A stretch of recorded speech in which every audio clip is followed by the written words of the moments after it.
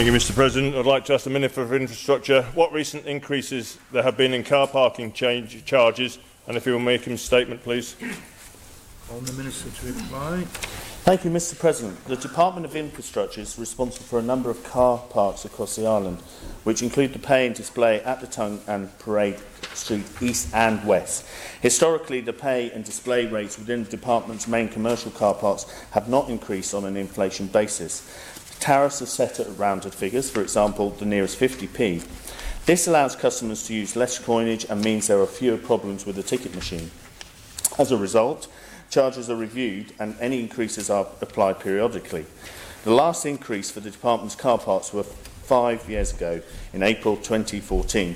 The increase in car parking charges has been implemented for the financial year commencing April 2019 at the Tongue and Parade Street car parks.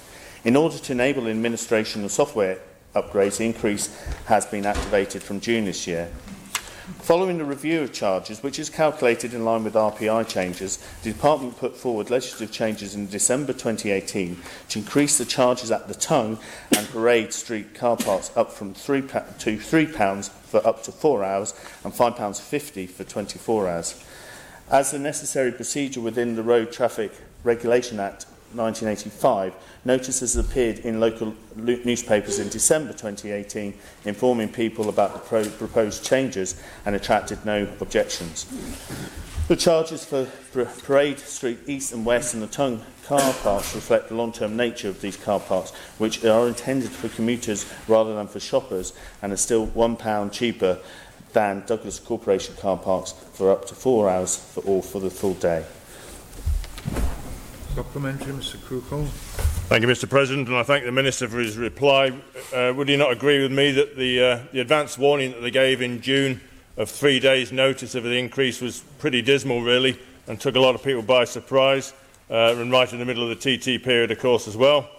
And would the Minister not agree also that with the loss recently of the free car parking that we've had, and now these price increases, it's not only going to damage the trading in the town centre, but it's going to, yes, it'll have a benefit for those out of town, Peel and the north and the south, but it's all going to encourage, the shopkeepers and the property owners to actually look at going outside of town now rather than being inside, because we are not helping the shoppers at all here.